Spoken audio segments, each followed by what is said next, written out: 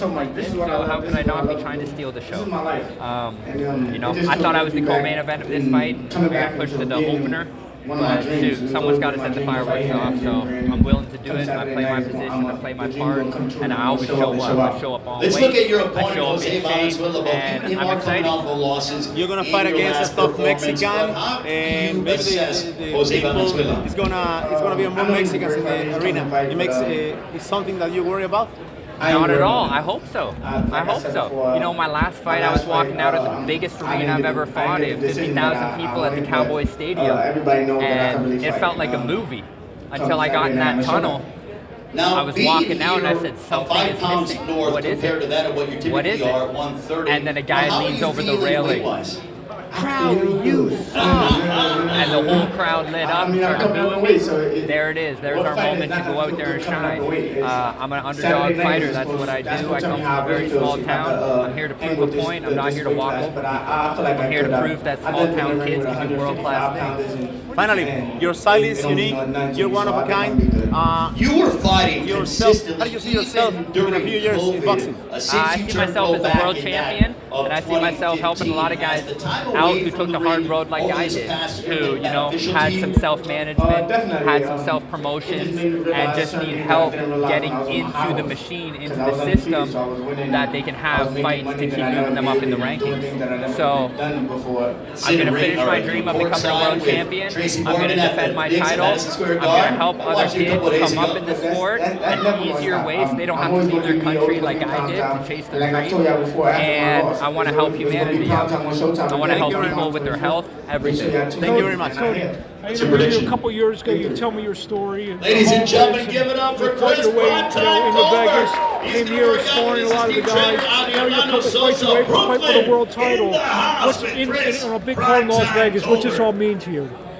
This means the world to me. Like I keep saying, I work my whole life for moments like this, and when they come, you have to seize them. You can't blink. And my eyes are wide open. I don't blink for nobody. I'm here, I'm ready, and I'm going to seize the moment. If I would have told you when you were going through those hard times that 2023 March, you'll be fighting, you'll be sniffing for a world title, what would you have told me? You know what? I always seen it. As hard as those times got, I never let myself stay in a dark closet. I always looked for the light at the end of the tunnel, and I knew that my opportunity was going to come. I've been training in the gym sparring since July. I was, $30,000 in training camp debt at the start of the year, waiting for a fight. So I'm more than ready. It doesn't matter. People can say I'm overtrained. I get in the ring and I just fight. So. Abel Ramos, what's he bring to the table? He brings power, he brings experience, he brings excitement, and I think Cody Crowley brings all three of those exact same things. So you're in for a night of fireworks. I'm ready. The talking's done. Now I'm all smiles until fight time. And last question for me: how much confidence have you got since obviously you were an underdog against Andrew Kokarov? How much confidence do you have now compared to before that fight? Same confidence. I've always looked at myself as the underdog. I've always looked at myself as a small town kid from a town of 6 kids in my elementary school class. So even now that I'm up on top, I'm very close to the top of the pyramid. I don't consider myself any different. I'm just as happy sleeping on a bench as compared to a big house. So no difference in confidence, self-esteem, anything like that. When you talk about that journey, man, you said you were one of 6 kids in elementary school, and now you're on the biggest stage in boxing there is in Benavides Plant, man. Talk about the journey that you've had. It's been one that not a lot of people, I think, can get through, because a lot of people need to be in the right environment in order to be successful and keep that motivation and determination. But I had something different inside of me from a kid that I'd go in the garage, turn off the lights, and just train for 3 hours by myself, and that felt like home.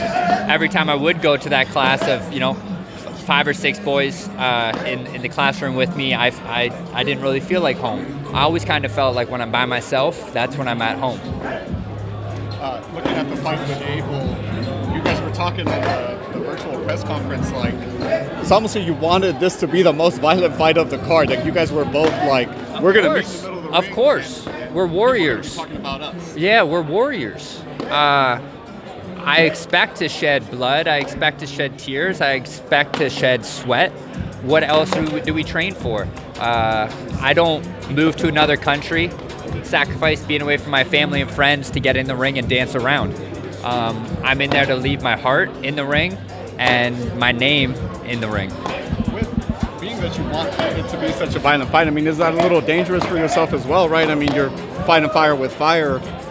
Is that, like, are you worried that maybe the strategy should be different just because you're at this stage and you want to continue to progress? I'm built with fire.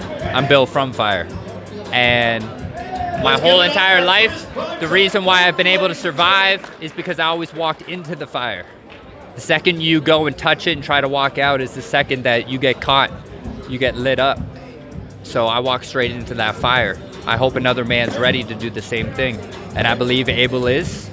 It's going to be one hell of a fight. And let's start the card. Man, I can't wait. You guys are selling it great. Last one for me, man. David versus Caleb, the main event. Stylistically, how do you see it playing out in the ring? Of course, I think the same as everybody else. You see Benavidez trying to make the fight, press the fight. You see Caleb use his excellent boxing abilities, his timing, his speed to kind of stop whatever weapons Benavidez tries to use.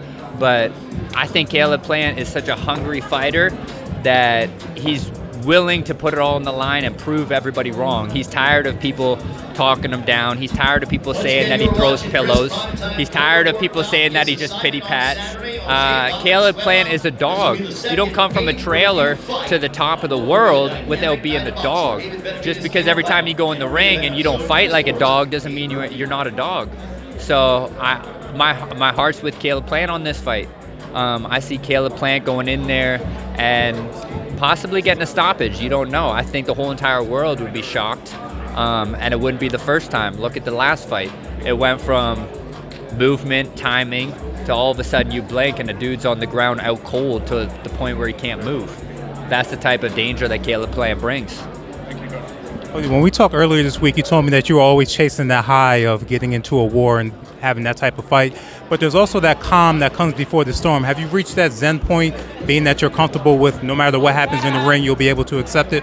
Of course. I'm detached from the outcome. I always am. I'm in the present moment, and I strive to remain as the eye of the storm. As hot as that fire gets, as crazy as the tornado gets, I plan on being calm in the heat of it all. You may see a lot of punches being thrown, but you check my chest and you see where my breathing's at, you see where my heart rate's at, and you know I'm right at home. You're in tremendous shape. I know before you talked about overcoming depression and being overweight. When we talk about diet, a lot of times we just talk about the aesthetics, but can you talk about how important your diet was to your mental health? Of course, you are a living organism, you know? The way society's ran right now, they've got us thinking that we're machines, not a living organism. So, you know, what does a flower need? Water, oxygen, nutrients from the sun. When it gets anything else, it starts to deteriorate. The whole entire organism deteriorates. What happens to a human being when they start putting processed food inside of their body?